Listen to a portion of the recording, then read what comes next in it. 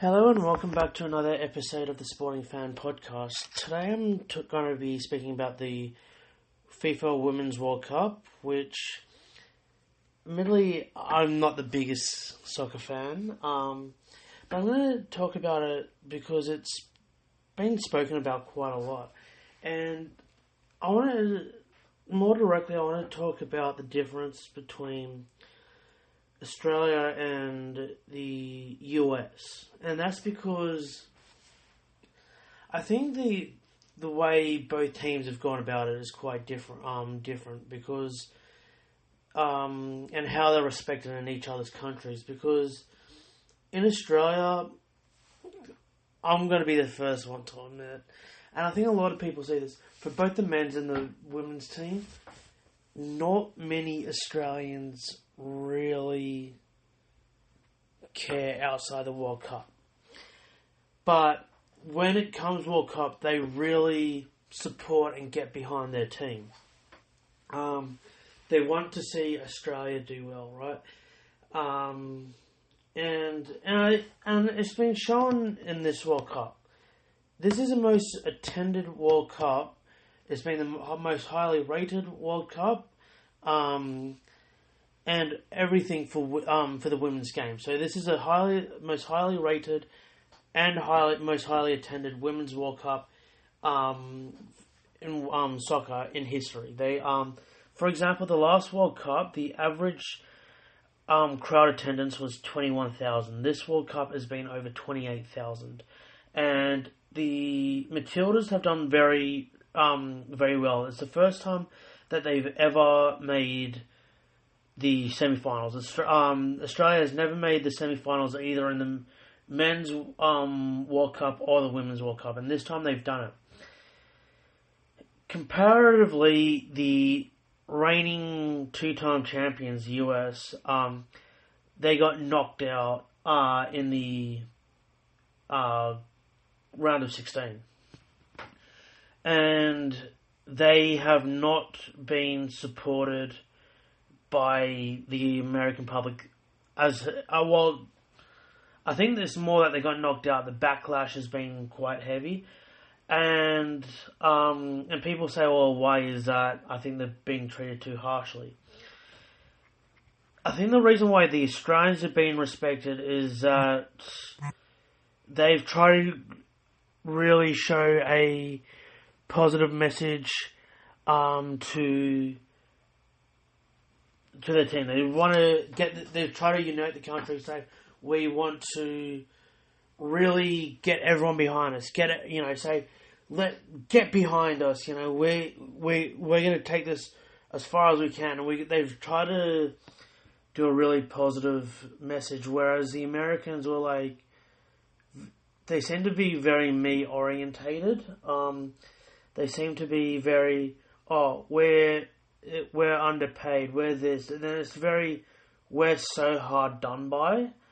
Whereas the Australian women's team is the complete they're not, we're so hard done by. They're trying to really unite the country, and I think that's where the main difference is. Why, even if the Matildas get beaten in the semi-final, like they obviously want to beat the English and make the final. But even if they didn't make the final, they've been very uniting in this World Cup. A lot of people have really got behind them and been really proud of them, and I think the biggest thing for them is that, and this is, this is what something that I've said in my previous podcast with women's sport. They very much have this is going to come out wrong. I know people are not going to like me saying this, but they've kind of like stayed in their lane kind of thing. They've said, we realize that, we're a growing sport. We want to, and the Australians have realised, okay, it's better to get people behind us rather than and that's the best way to grow the sport, right? They realize that this is a way where we're going to get corporate money. This is a way that we're going to get. This is how we're going to grow the game here because we need the corporate money.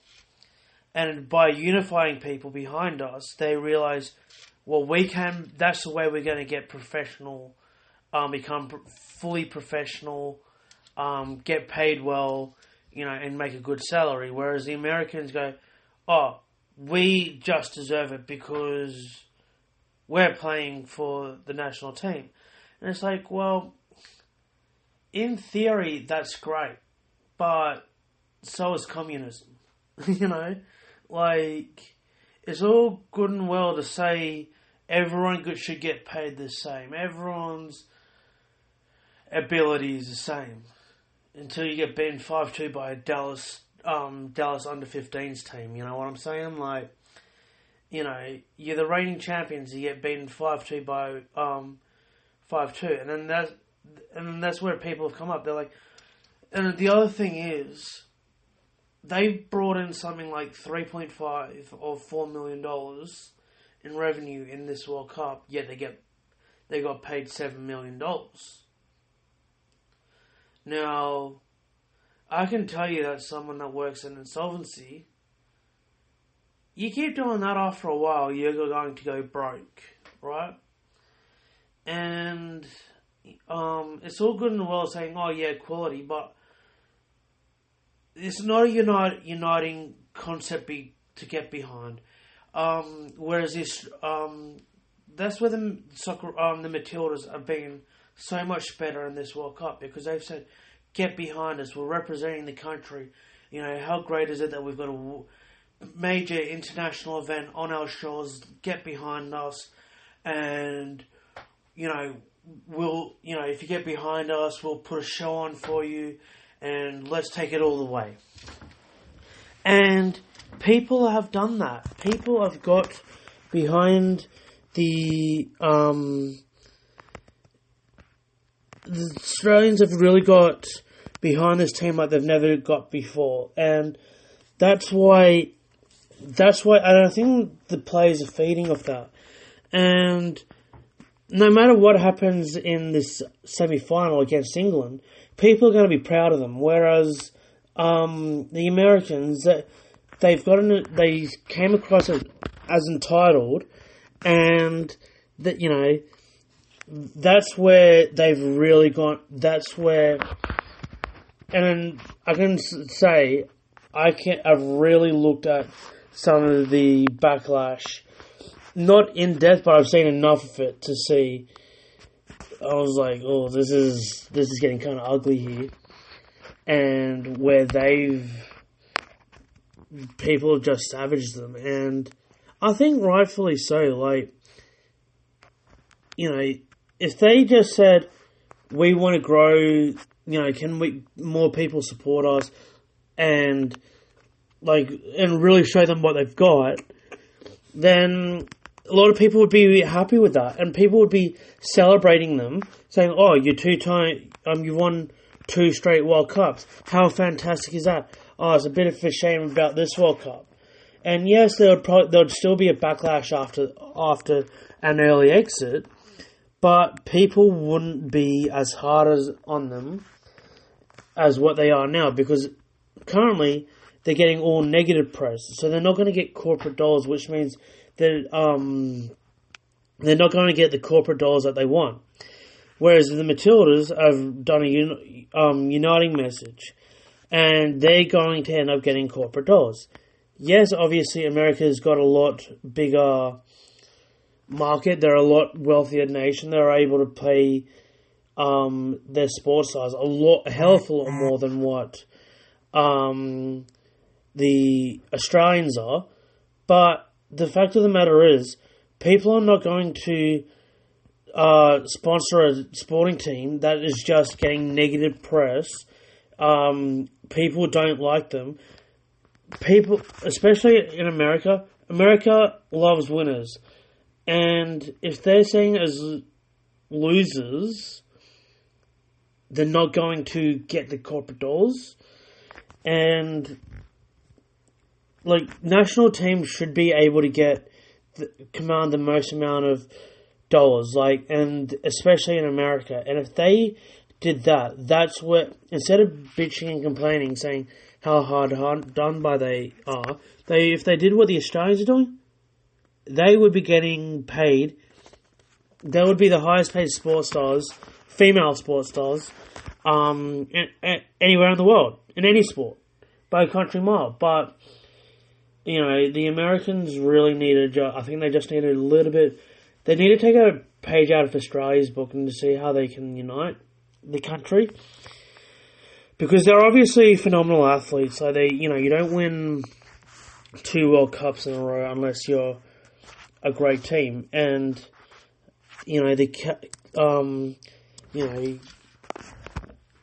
but they just don't. I don't think they've handled this too well. Coming off laughing after losing getting knocked out in the round of 16, and saying, "Oh, it's dark comedy." A lot of people don't see it as that. The Matildas, if they got knocked out in the round of 16, people would have just said, "You've made Australia proud. You've been successful, and how great it is." And it's such a great story that the Australians have done. They've really taken it on, and they've been so solid, and I think that's where we need to. Americans can take a note out of our book, and I think going forward, that's what the Americans need to do. Instead of putting stupid ads out saying, essentially that we've already won the World Cup before, even before they have kicked the ball, it comes across as arrogant, and I think they just need to really think long and hard about what they do going forward. As for the World Cup itself, commercial success, no end. Highest ratings, highest crowd attendance. It's just been a phenomenal World Cup. It's probably been one of the best World Cups I would actually say it is the best World Cup for women, simply because it's just got so many viewers watching and people are loving it. And I think that Football Australia really need to capitalise on this, because I don't think they really took enough of an opportunity from the round of 16 from the Socceroos last year. They didn't really capitalise on that. I think this is something that they can really capitalise on for both the men and the women's game.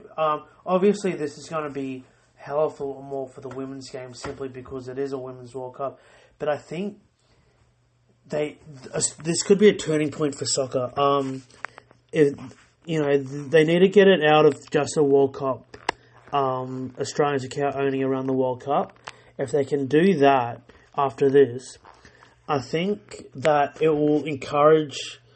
Personally, I think it's going to be pretty hard to get a men's World Cup here, but this could be a stepping stone for a lot of the women's players to go overseas, and it really inspires the players to the next generation, because now they've got a team to really look up to, and the Football Australia really need to now that they can they've seen that it rates, they need to speak to broadcasters and make sure it are not all their games, their international games, the Matildas, get on TV. If they watch the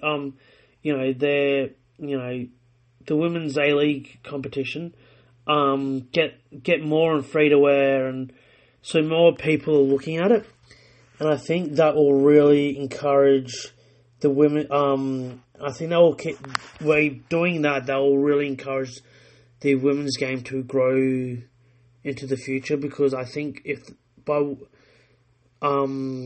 because at the moment they're a little bit like Rugby Australia, where they're just expecting people to come to them. If they really go out and push this now. I think that they can get momentum and really push it to the world, and especially in the women's game. The men's game is obviously going to be a little bit harder, considering there's still very much a rugby league, rugby union. Well, not so much rugby union, but AFL culture here. If they can get it, at least in the women's game, I reckon that will also inspire the men to really push it as well. And they only can they'll only better each other, really. And and that's when it'll be good to see that the women's game, they get pro athlete, they can become professional athletes. They can have a proper career instead of, having to have a second job. How long I think this is going to happen? I don't know. Do I think it can happen? Yes, of course I think it can happen. It's just, you need people that know. I think you just can't have you need someone that's both a head of the sport, so in this case soccer, but you also need someone in the corporate side to bring in the corporate dollars, and they really need to filter that down. And I think this could be a turning point, and I really hope they do. And I really hope the Matildas go on with it and beat the English, because there's nothing better than it beating the English. And yeah, I think that it's only onwards and upwards here. It would be great to have another World Cup here to watch it again. So obviously, Australia is a sporting mad country, so it's just showing that if it comes here, people will come and watch. So, definitely, fingers crossed Australia does well, and yeah, I'm interested to hear what you think of this World Cup. Let me know if you've enjoyed it, you watched any games, who's been your standout, what's your low light. Yeah, and until next time, thank you for listening.